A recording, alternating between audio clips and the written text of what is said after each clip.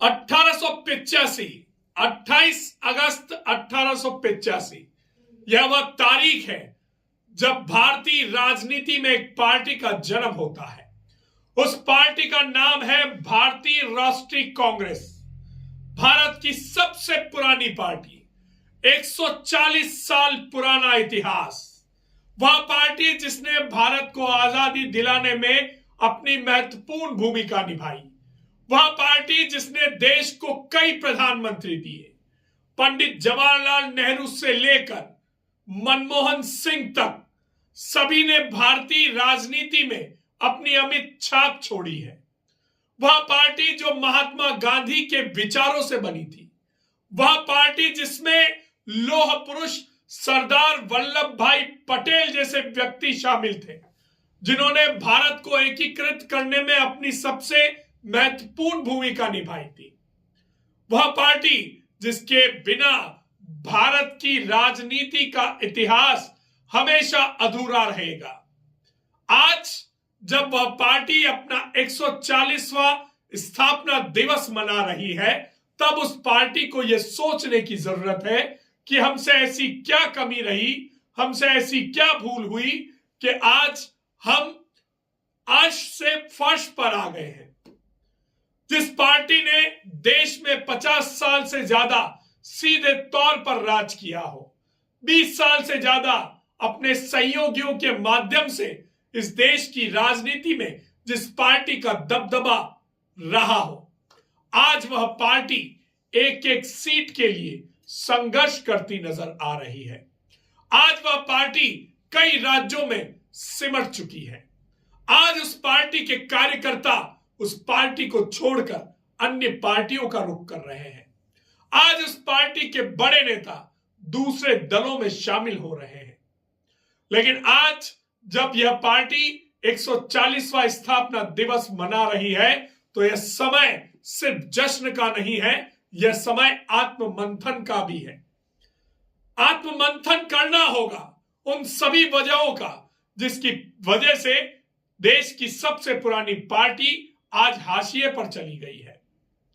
कई कारण हो सकते हैं, कई फैसलों का इस पर दुष्प्रचार प्रभाव हो सकता है, जिसकी वजह से कांग्रेस पार्टी की यह हालत हुई है। नेतृत्व का अभाव हो सकता है, क्षेत्रीय दलों का भारत की राजनीति में बढ़ता कद हो सकता है, नरेंद्र मोदी की विचारधारा हो सकती है, या फिर और कई कारण।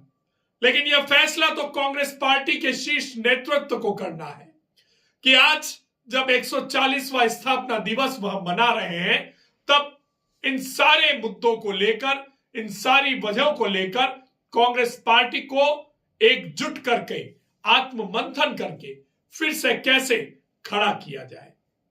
कांग्रेस पार्टी भारतीय राजनीति का वह सुनहरा इतिहास है जिसके बिना भारतीय राजनीति का इतिहास कभी नहीं लिखा जा सकता। लेकिन यह भी सच्चाई है कि राजनीति इतिहास से नहीं चलती, राजनीति वर्तमान और भविष्य से चलती है। लौह पुरुष सरदार वल्लभ भाई पटेल, जो भारतीय राष्ट्रीय कांग्रेस के सबसे बड़े नेताओं में से एक थे, और जब भारत के एकीकरण की बात आई तो कांग्रेस पार्टी ने उस लौह पुरुष को चुना और उन्होंने पूरे भारत की रियासतों को एक करके अखंड भारत की नींव रखी थी। लेकिन आज उसी लौह पुरुष की पार्टी खंड खंड होती जा रही है। महात्मा गांधी के विचारों से बनी यह पार्टी आज महात्मा गांधी के सिद्धांत और उनके विचारों से कहीं दूर खिसकती नजर आ रही है। पार्टी का कार्यकर्ता बड़ी उम्मीद के साथ शीर्ष नेतृत्व को देखता है और सोचता है, कल्पना करता है कि शायद कल फिर से कांग्रेस का वह स्वर्णिम दौर आएगा जब कांग्रेस पार्टी देश की सर्वोच्च सत्ता के शिखर पर बैठकर देश के फैसले लेगी। कांग्रेस के शासनकाल में हरित क्रांति, गरीबी हटाओ और दूसरे अन्य कई योजनाएं देश में लागू हुई जो आम आदमी के लिए बेहद जरूरी थी। लेकिन उसके बाद भी कांग्रेस को सत्ता से दूर कर दिया गया। जनता ने कांग्रेस से भरोसा तोड़कर दूसरी पार्टियों पर भरोसा करना शुरू कर दिया। हालांकि बीच में एक समय ऐसा भी आया जब सत्ता से दूर रहने के बाद भी जनता ने कांग्रेस पार्टी को 2004 और 2009 में एक बार फिर से सत्ता के उस शिखर तक पहुंचाया था, जब मनमोहन सिंह ने देश की कमान 10 सालों तक अपने हाथों में रखी थी और लगा था कि कांग्रेस के वनवास के दिन समाप्त हो गए हैं। लेकिन तभी नरेंद्र मोदी के युग का आरंभ होता है और 2014 और 2019 में आम चुनावों में कांग्रेस पार्टी को करारी हार का सामना करना पड़ता है। कांग्रेस पार्टी लगातार संघर्ष कर रही है। कांग्रेस पार्टी के नेता लगातार पार्टी को खड़ा करने की कोशिश कर रहे हैं, लेकिन आज भी कांग्रेस पार्टी उस दौर में लौटने की पूरी कोशिश के बावजूद भी उस मुकाम को हासिल नहीं कर पाई है जिस मुकाम के लिए कांग्रेस पार्टी जानी जाती है। इसका सबसे बड़ा कारण हमारी नजर से जो लगता है वह यह है कि कांग्रेस अपने बूथ लेवल के कार्यकर्ता को उतनी मजबूती नहीं दे पा रही जितनी मजबूती भारतीय जनता पार्टी अपने बूथ लेवल के कार्यकर्ता को दे रही है। कांग्रेस पार्टी सिर्फ चुनावों में ही सक्रिय नजर आती है।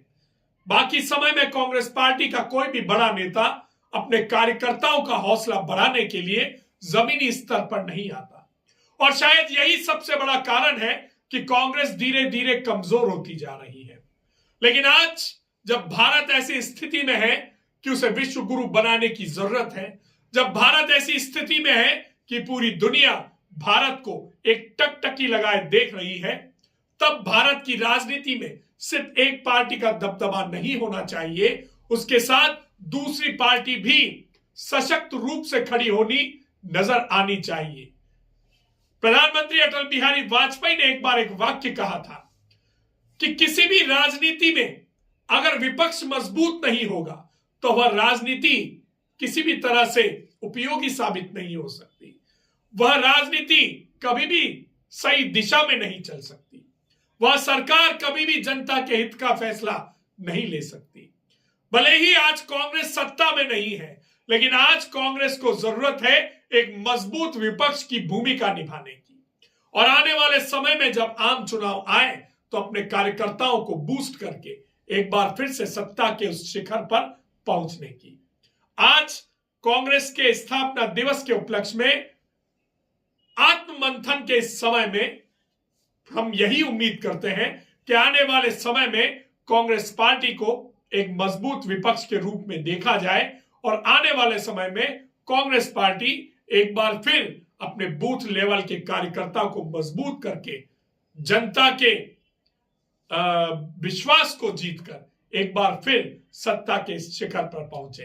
क्योंकि राजनीति में अगर एक ही पार्टी की सरकार रही तो उस पार्टी का हर्ष भी कहीं आने वाले समय में कांग्रेस जैसा ना हो जाए, क्योंकि बदलाव प्रकृति का नियम है और बदलते रहना चाहिए। अगर आपको हमारी ये खबर पसंद आई है तो इसे ज्यादा से ज्यादा शेयर कीजिए, हमारे चैनल को लाइक कीजिए और सब्सक्राइब कीजिए।